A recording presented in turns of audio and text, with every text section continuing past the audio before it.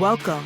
You're watching Rugby with Rifle, a podcast about all things rugby and life, with your host, Danny Pabone and Rifle Scudder.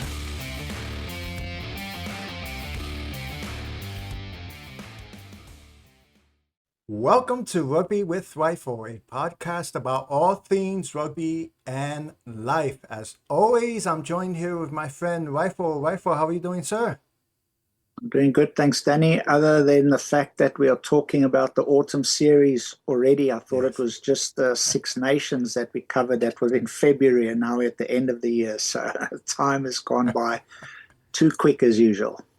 Yes, it has. I can't believe, just in, 4 weeks, we're going to be celebrating Thanksgiving here in the US, and then you have the Christmas season right after that. So it's just unbelievable how time flies. I guess when you get older, time is just Goes quicker, it yes, they goes say so. quicker as you get older.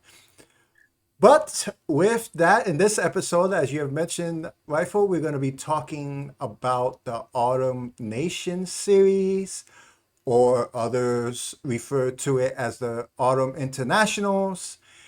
And the sponsor this year is Quilter, if I'm not mistaken. So because of the sponsor, it's going to be called the Quilter Nations series. I believe Quilter is a financial company. I forget in one country.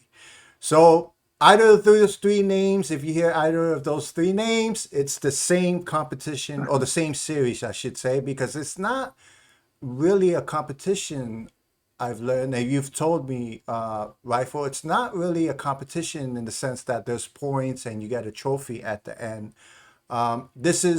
These games count more towards the world rankings, which plays a big part in, and we've spoken about this before, Rifle. It plays a big part in which pool you get assigned to it during the Rugby World Cup, which is going to be in 20, as we know, it's going to be in 2027 in Australia.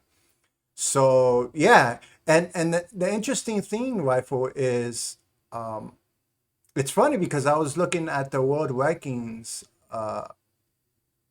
actually this morning, preparing for this episode, and the world rankings for the men's side, I should say, the women's, I believe, is the same exact rankings as before the Women's Rugby World Cup.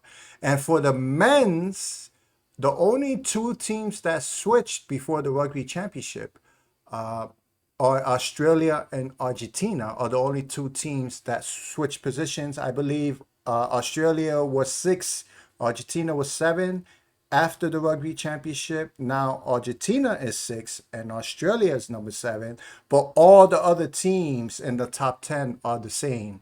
So yeah, it's gonna be as always, a fun series to watch. This Autumn Nation series, it's gonna be a lot of fun to watch.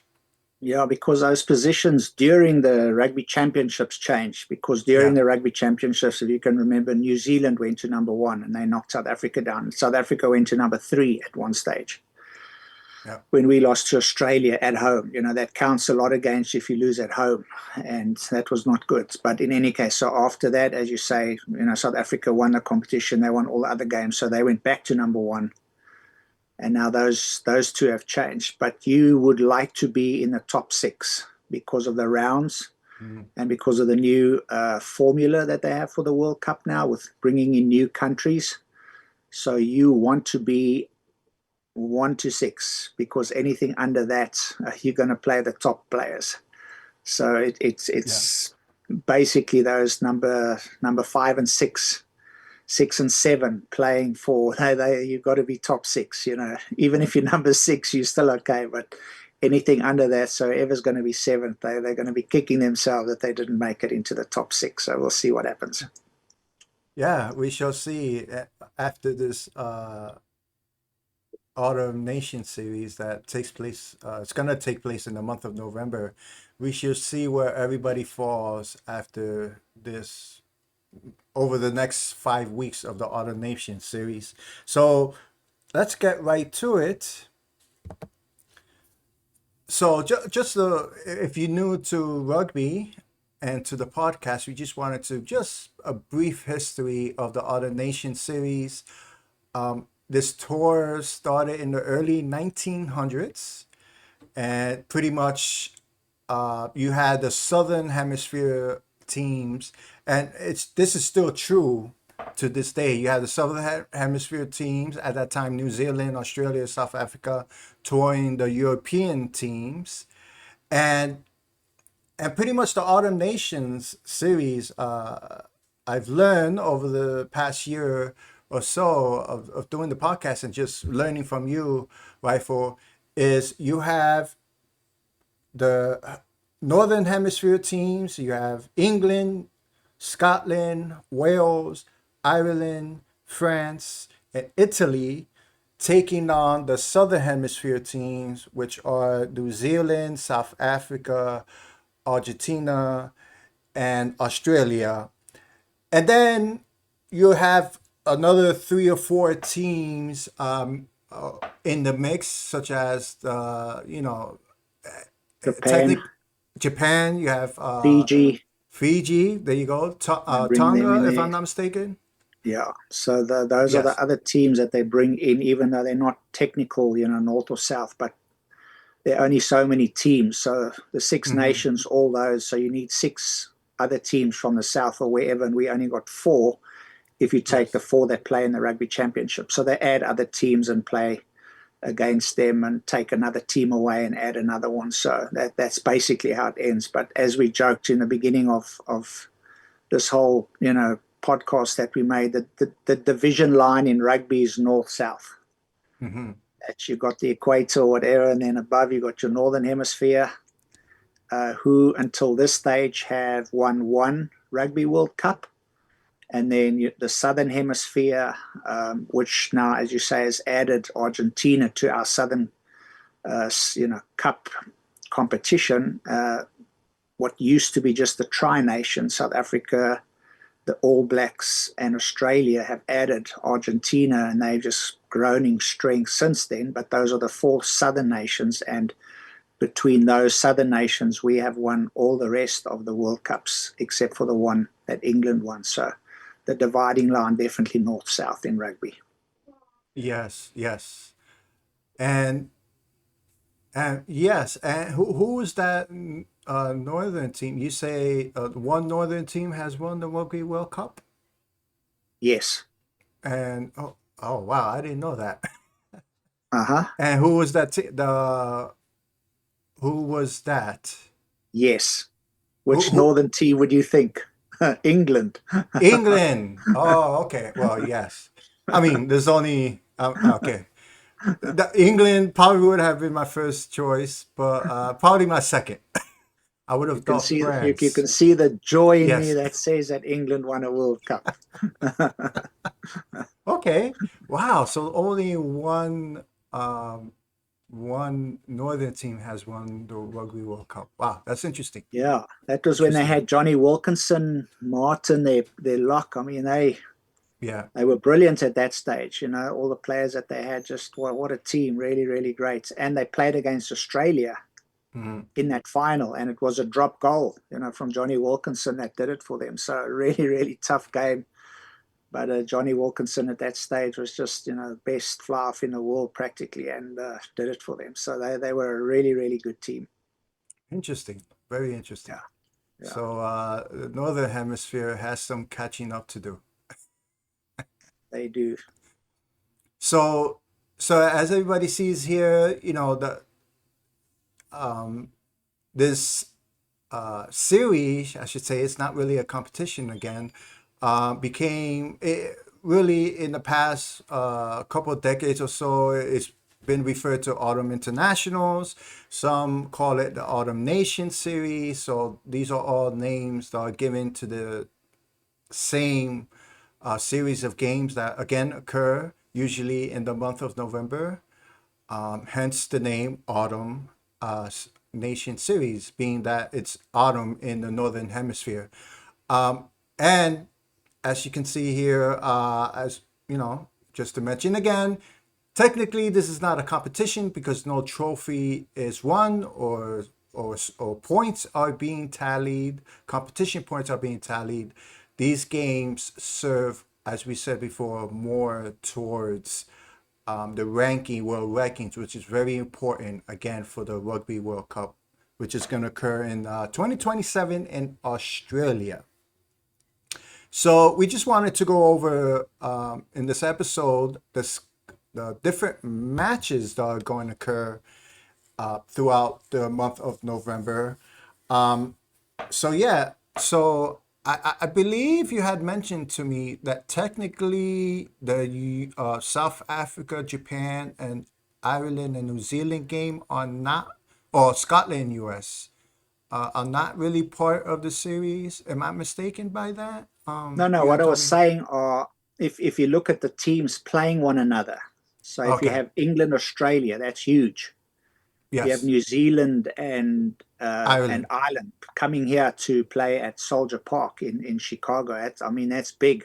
Yes. So the rivalry between South Africa and Japan, not Okay. I really see what you're great. saying. Okay. The rivalry between Mhm. Scotland and America, not really great. But England, Australia, oh my goodness, that's going to be big. So out of the first weekend, which is Saturday a week, I mean, two huge games, and one of them here in our backyard in Yeah. Chicago. So those two games will definitely, as this autumn series kicks off, get most of the attention.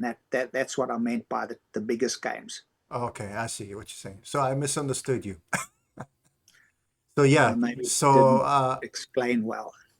I'm interested to see that Scotland USA game. Let's see how the US does against Scotland. I'm praying at least they'll be competitive, but we shall see. We shall see. Knowing that US is not, as we've spoken many times before, US is not really a rugby nation. Hopefully that changes within the next few years, being that the Rugby World Cup is going to be in the US in 2031. So the US has 6 years to improve. Hopefully they'll be a little more competitive by the time the Rugby World Cup comes around. Yeah, that'll be Um, good. so in week two, we have a huge matchup. We have France and South Africa. And the reason I say huge is because, again, if you're new to the rugby world, France was the winner of the Six Nations competition at the beginning of the year, and South Africa was the winner of the Rugby Championship, which just occurred last month. So that's going to be a huge game. Week two. Also, I'm interested to see, being that France, I guess, started 15 or 18. I forget the correct term, or the first 15, I should say. Haven't played since March. So it's been about 6 months, 7 months since they've played. So it's going to be very interesting to see how France come out. And being that South Africa just had recently played in the Rugby Championship, that's going to be a very, very interesting first game again. That game during week two. Very interesting game between France and South Africa. Yeah, a lot of factors go into that, being that we are playing, and when I say we, born in South Africa, so I'm a Springbok fan. We're playing at France, obviously in France. Mhm. So I mean, that stadium is brutal. I mean, there's so much noise, and the French fans are so emphatic about their team. It's not a nice place to play. You don't want to go there. The French are so good on their home field always. So that's going to be a challenge for Yes. sure. And then the other thing, Gautier's already chosen his side, or the players that are not the Mhm. side, the final guys, but just the group, and they're very, very young. So there are a lot of youngsters in there. So people are talking about, is he also trying to build for 27 maybe? Picking new players, throwing them literally in the deep end. It can't get more difficult than playing, teams like South Africa or New Zealand or Australia, who they're playing against, and then putting guys in that have not really had all that much experience. I don't know if you can remember We spoke about that on previous programs when before the rugby championship, for the warm-up games, France went to play against New Zealand, and they didn't pick their best players. They picked, quote unquote, a B team, and they did well against New Zealand. New Zealand won that, I think, two tests to one, if I'm not mistaken. But once again, not they always do that, and people get upset about that. They don't pick their best, but pushing young players through, trying to get the experience, trying to get them used to that pressure and what it takes to be, number one in the world, which they're definitely vowing for. They're trying for that position. So we'll see how it goes, but that's going to be a tough game, most certainly. Yes. Yes, and we shall see um, how that game turns out. I believe, if I'm not mistaken, Antoine Dupont, is he still nursing his injury? I believe so. He won't be playing in during the series. I'm not even sure. I haven't even. I just heard that they didn't pick, their top players. They picked a Okay. bunch of young guys. So we'll have to see. I don't even know if Dupont is in. Yes, because if I'm not mistaken, I believe he tore his ACL, if I'm not mistaken, during the Six Nations, and any typical fan or fan that follows sports, any sport in general, knows that. And again, I believe that's what happened in his case. Please forgive me if that's not the case. But if that is the case, that's you know 10 to 12 month recovery. So I'm suspecting if that's the case, he will not be playing in the series during the month of November. If that's the case, unless he's a superhuman and he healed from that injury in 6 months, I doubt that's the case. But we shall see. We shall see. So moving on to the other weeks during the Autumn Nation series. Oh, forgive me. There we go. So we have week 3 through 5 here. Again, week 3, Wales. I mean, I'm not saying. Well, we have England and New Zealand. That's going to be a big game. Again, England not playing since the Six Nations, so that's going to be again very interesting. But as you say, when a team plays in their home field or their home stadium, that regardless, that's going to be a tough game. So as is the case in England, they're going to be playing at Twickenham Stadium, so that's a home game for them. Another team that I'm interested in seeing during the series, Rifle, is Wales. Wales having a new head coach. Steve Tandy, I believe is his name, former Wales player. And I was reading an article. This is actually the first Welsh coach since 2006, if I'm not mistaken. So almost 20 years. The Wales team is going to have his first Welsh coach coaching them. So it's going to be very interesting to see Coach Tanny trying to bring the Wales team back to prominence. It's going to be a tough task, but I'm waiting for him. Yeah, they've had a couple of Welsh players, assistants helping, but not head coach, take that role. So they've had Gatlin there, Gats, for a long time. He's obviously gone, and everything that happened with that. But specifically this game, that is a must-win for Wales. Remember they played them previously and they beat them. I think they played 2 games, lost one, and then won one against them. Japan, so it's Eddie Jones in Japan against Wales. But Wales will have to. Yeah. If they want to have any say in anything, they will have to take on Japan and beat them. That's a no lose game for them, out and out. Yeah, we shall see. And just not trying to sound stereotypical or just from a culture standpoint. Let me just put it that way. Japan, just their culture of giving it their best 100%, represent your country, give it your all. We're not going to accept anything less. That's just the culture of Japan. So yeah, that's going to be a tough game, no matter who plays Japan, because they come again culturally. That's their culture. Like we're giving 100% no matter what.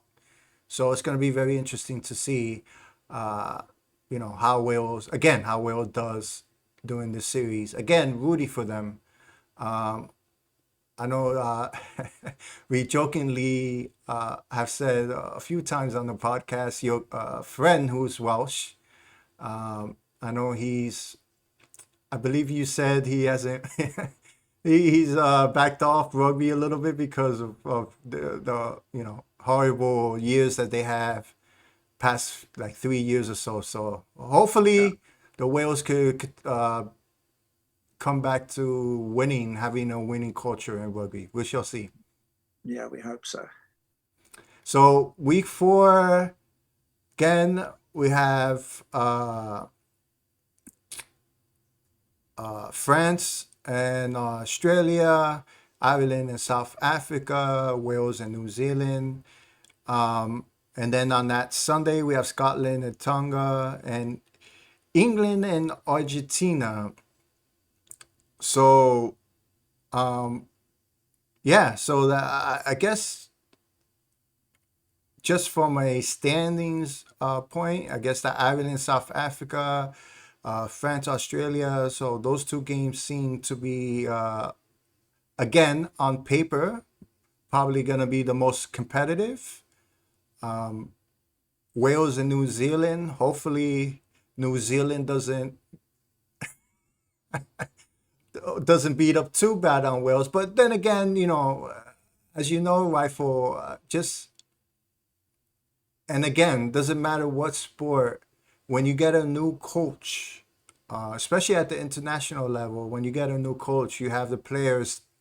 It seems like at least you have the players step up and say, "Hey, we got to play good for our new coach," and you see a bump in their play. It actually happened during the Six Nations when Gatlin was let go during the Six Nations, and you had the new coach come in, the new uh, interim coach come in. Wales actually, you could see they competed, even though they didn't win of the games, but they competed in those games, and you could see the difference in their play during those last two games of the Six Nations. So hopefully that's something that plays out in this series as well.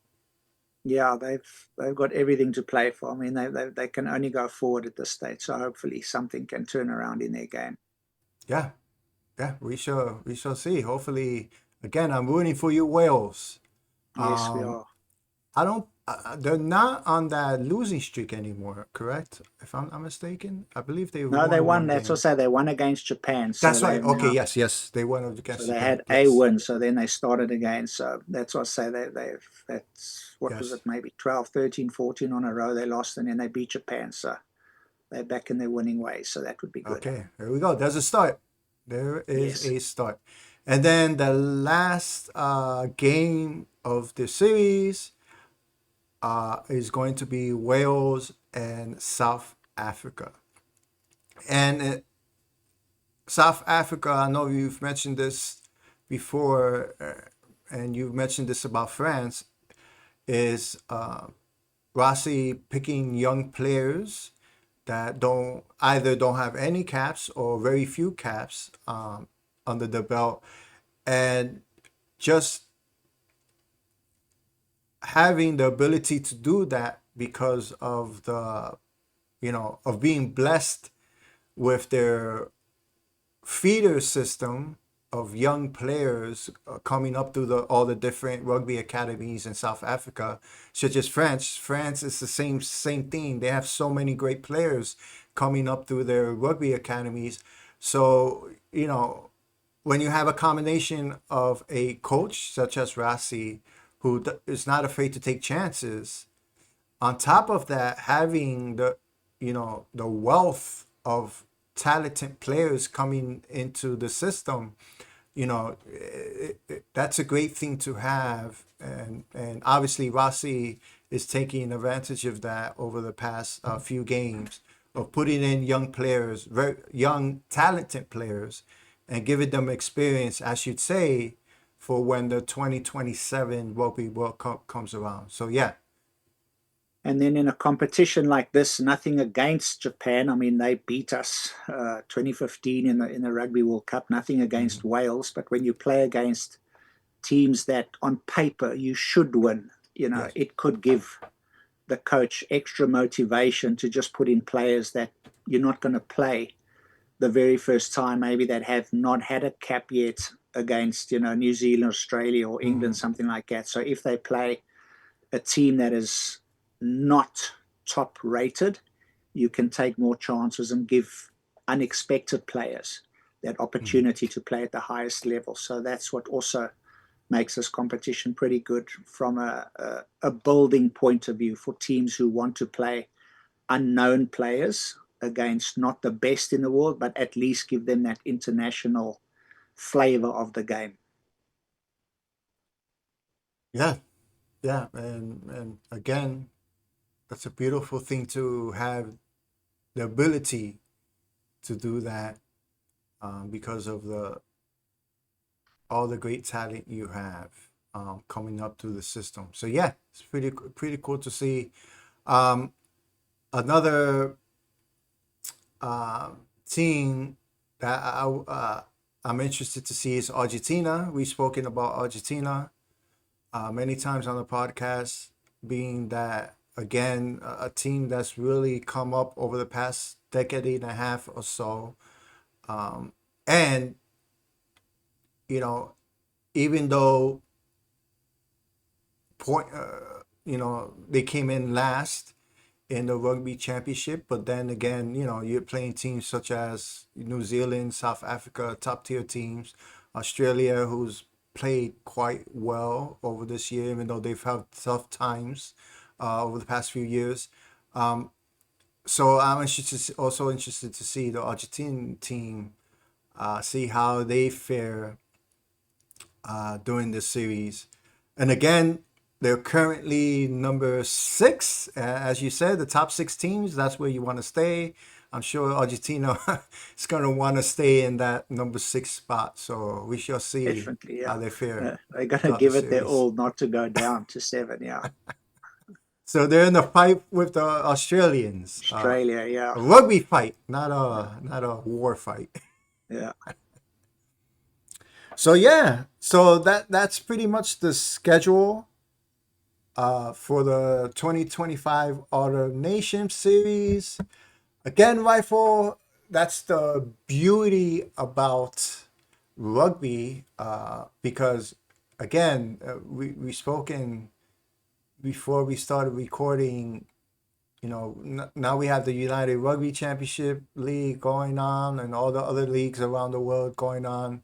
So it's never ending in the world of rugby. And it's just like you have the Six Nations, then you have the Rugby Championship, now you have the Autumn Nation Series, you have the Rugby World Cup, Women's Rugby World Cup this past summer, also occurring during the Rugby Championship at the same time.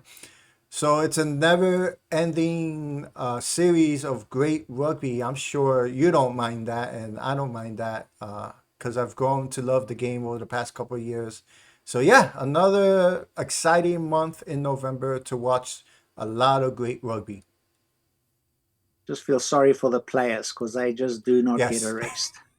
It's a brutal game. It's tough. It's hard. Your yes, body takes some bangs, some bumps, and some bruises, but you got to be back in the saddle next week again. So I feel sorry for them, but I'm very, very happy to be able to watch all the games for sure. Just love it.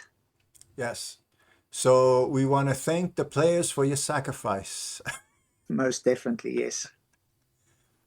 So with that, everyone, I hope you enjoyed this episode, having a little preview into the 2025 Autumn Nation Series, or this year is known as the Quilter Nation Series, the sponsor of the series this year, 2025. So, my friend Rifle, thanks again for joining You're me. welcome. Yeah, thanks for And watching, everyone. here's to a great month of November of rugby, the Autumn Nation Series. Yes, for sure. So with that, everyone, again, I hope you enjoyed this episode. Until next time. Cheers, everyone. Take care, everyone. Thank you for watching this episode of Rugby with Rifle. Remember to press the like button and subscribe to the channel if you haven't yet to support this podcast.